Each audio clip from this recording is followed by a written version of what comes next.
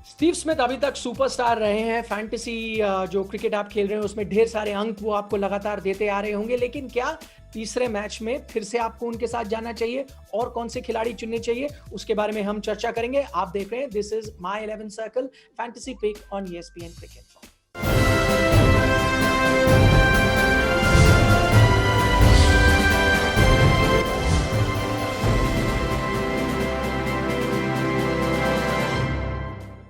चलिए, तीसरा ODI Canberra में खेला जाएगा। गौर करिए इस बात को और इस चीज को ही ध्यान में रखते हुए आपको टीम पिक करनी होगी। इससे पहले मैं गौतम की राय लूं, आपको प्रो टिप हम दे देते हैं, वो ये कि यहाँ पर जो औसतम बैटिंग स्कोर है, जो टीम पहले बल्लेबाजी करती है वो 377 रन बना जाती है पहले बैटिंग करते हुए। This is just an average score. तो आपको पता है कितने रन यहाँ पर बनते हैं। लास्ट 7 मैचेस जो यहाँ खेले गए हैं, टीम जिसने पहले बैटिंग करी है वही जीती है। दूसरी बात ये, जो टीम चेस कर रही होती है अपने 10 के 10 विकेट गंवा देती है, ये भी यहाँ पर देखने को मिला है। तो हम आपको बस ये कहना चाहेंगे एज अ प्रो टिप कि जो टीम पहले बैटिंग कर रही हो उसके खिलाड़ियों से अपनी टीम को भरने की कोशिश करें।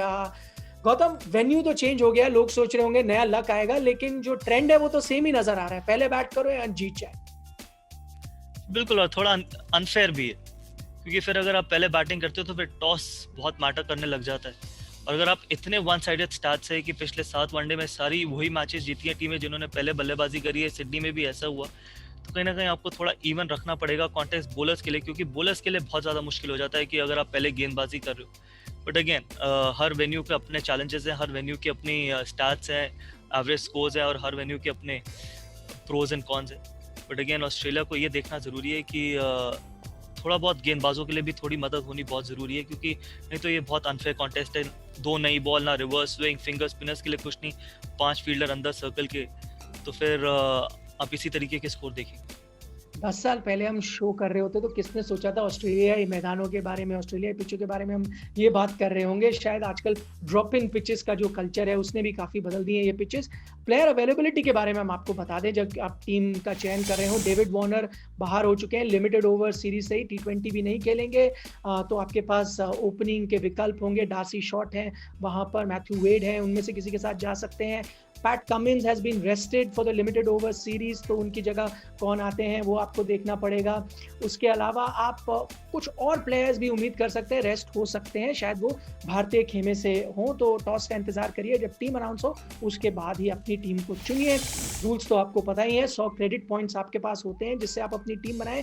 हर खिलाड़ी के साथ कुछ ना कुछ क्रेडिट पॉइंट्स जुड़े होते हैं। 4 कैटेगरीज हैं जिससे आपको खिलाड़ी चुनने, बैट्समैन, ऑलराउंडर्स, विकेट कीपर्स और बॉलर्स, और ज्यादा से ज्यादा आप 7 खिलाड़ी ही चुन सकते हैं एक टीम से। कप्तान हमने किसको चुना है इस बार, कोई सरप्राइज नहीं है, मुझे आपको उनके आंकड़े भी बताने की जरूरत नहीं है। स्टीव स्मिथ हमने फिर से चुना है। अगर आप ये सीरीज देख रहे हैं तो आपको पता है क्या और क्या कारण है उसके पीछे, इसलिए मैं उसमें विस्तार से बात नहीं करूंगा। वाइस कप्तान हमने यहाँ पर विराट कोहली को चुना है। हमने थोड़ा सा ग्लिम्स देखा पहले ओडीआई में अच्छे फॉर्म का, फिर दूसरे में तो उन्होंने बनाए 89 ऑफ 87, तो लगातार वो फॉर्म में आ रहे हैं। बल्कि आखिरी बार जब कैनबरा में वो खेले थे तो उन्होंने शतक जड़ा था, 106 रन बनाए थे। तो इनको आप उप कप्तान जरूर बनाइए। पता है आपको कि कप्तान डबल पॉइंट्स देता है और 1.5 गुना पॉइंट्स आपको वाइस कप्तान देता है। टॉप पिक्स में हमने शिखर धवन को चुना है। 104 रन वो 2 मैचेस में इस वक्त बना चुके हैं।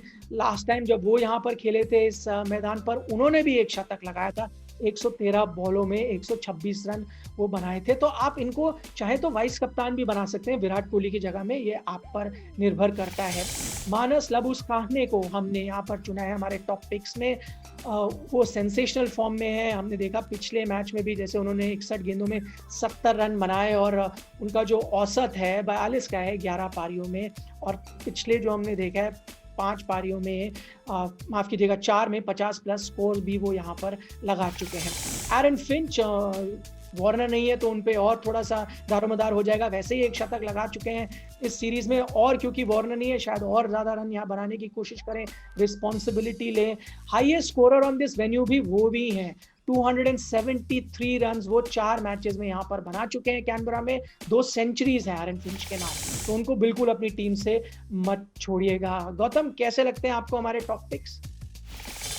अच्छे पिक्स है, लेकिन मैं इसमें एक और पिक देखना चाहूंगा, वो एडम ज़ैम्पा, क्योंकि एडम ज़ैम्पा ने इतनी खराब गेंदबाजी करी नहीं है इस सीरीज में। अगर आप देखें 5 या 6 विकेट चटकाए हैं 2 मैचेस में, तो वो एक ऑप्शन हो सकते हैं। स्पेशली रिस्क में अगर ऑस्ट्रेलिया पहले बल्लेबाजी करती है तो आपके पास हमेशा चांस, अगर वो बड़ा स्कोर बनाती है कि इंडियन टीम जांपा के अगेंस्ट अटैक करने की कोशिश करेगी, तो विकेट चटकाने का मौका है उनके पास। प्लस बाकी जो आपके सारे पिक्स थे, नो डाउट कि उनसे बेहतरीन पिक हो नहीं सकते।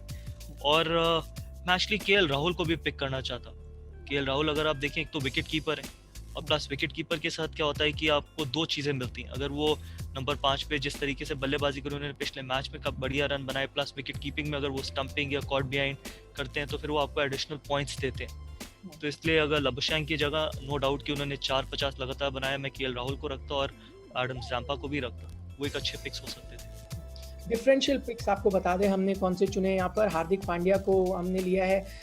शायद आप लोग हैरान हो गए कि अभी तक सीरीज में भारत की तरफ से वो टॉप स्कोरर हैं। 118 रन 2 मैचेस में वो बना चुके हैं। पिछले जो 7 पारियां उन्होंने ऑस्ट्रेलिया के खिलाफ खेली हैं उसमें उन्होंने करीब 390 रन बनाए हुए हैं, तो अच्छे फॉर्म में है ऑस्ट्रेलिया के खिलाफ। Josh Hazlewood second highest wicket taker हैं इस सीरीज में, 5 विकेट वो ले चुके हैं।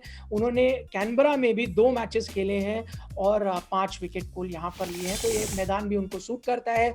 तो ये हमारी रिकमेंडेड 11। गौतम की हमने सुन ली है। विकेट कीपर हमने केएल राहुल को यहाँ पर चुन लिया। Batsman Aaron Finch, Shikhar Dhawan, Steve Smith, Virat Kohli, लाबुस्काने हैं। ऑलराउंडर्स में ग्लेन मैक्सवेल, हार्दिक पांड्या, और गेंदबाजों में हेजलवुड और शमी को रखा है। और गौतम का राय लेते हुए एडम जैम्पा भी अब हमारे यहाँ पर गेंदबाज है। तो ये हमारी हो गई 11। सब्स्टिट्यूट भी हमने आपको ऑप्शंस दिए हैं क्योंकि अब वो एक नया एलिमेंट ऐड हो गया है। Jasprit Bumrah, Shreyas Iyer, Mitchell Starc, Moises Henriques, ये हमारे सब्स्टिट्यूट्स हैं आपके लिए।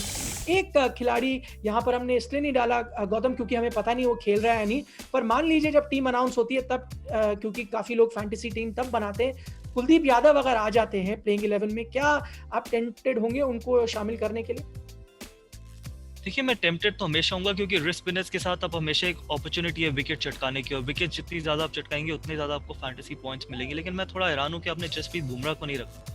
देखिए, आपने सिर्फ उनको 2 मैचेस, क्योंकि उनके 2 मैचेस खराब हुए हैं। जसप्रीत बुमराह अगर थोड़ी सी भी मदद रही ना, जैसे आपने बोला कि पेस और बाउंस होने वाला है, तो बहुत मुश्किल रहने वाली है एरन फिंच और उनके साथ साथ जो भी ओपनिंग बल्लेबाजी करेंगे, क्योंकि पहले 2 मैचेस में ज़्यादा मदद थी नहीं तेज गेंदबाजों के लिए। लेकिन जसप्रीत बुमराह, आपने उनका रिकॉर्ड देखा होगा एरन फिंच के खिलाफ, किस तरीके से उनको तंग किया है या फिर किसी भी बल्लेबाज को तंग किया है, उस तरीके की क्वालिटी है। आप जसप्रीत बुमराह जैसे गेंदबाज को कभी भी राइट ऑफ नहीं कर सकते। शायद मेरे लिए वो इंडिया की प्लेइंग 11 में टॉप पिक होंगी, और for that matter Virat Kohli या रोहित शर्मा से पहले जसप्रीत बुमराह पिक होंगे। You can never write him of, because जिस तरीके की वो गेंदबाज है, वर्ल्ड क्लास। ऐसे गेंदबाज बहुत कम देशों के पास है। अगर आप फिंगर्स पे उठा के देखें, जोफ्रा आर्चर 1 हो गए, जसप्रीत बुमराह 2 हो गए, और शायद पैट कमिंग्स 3 हो गए। इसके अलावा मुझे नहीं लगता वर्ल्ड क्रिकेट में उतने बेहतरीन कोई वाइट बॉल गेंदबाज हैं अभी। तो जसप्रीत बुमराह मेरे फैंटेसी प्लेइंग 11 में हमेशा रहेंगे, डिस्पाइट ऑफ किस तरीके के वो फॉर्म में, क्योंकि ऐसे गेंदबाज को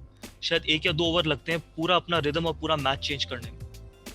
गौतम, जैसे आपने देखा होगा, जो आप कहते हैं वो हम करते हैं, इसलिए अब हमने एक ऑल्टरनेट सिनारियो आप ग्राफिक में इस वक्त देख सकते हैं, वो हमने दिया है ये कि अगर इंडिया टोटल को डिफेंड कर रहा है तो आप हेजलवुड की जगह यहाँ पर जसप्रीत बुमराह को अपनी टीम में डालिए। ये हमारी एक आपको राय है, क्योंकि हम इसलिए कह रहे हैं कि बैटिंग फर्स्ट का इतना एडवांटेज है, इसलिए हेजलवुड को आप निकाल दें अगर इंडिया डिफेंडिंग द टोटल। एक एडवाइस ही हम आपको दे सकते हैं।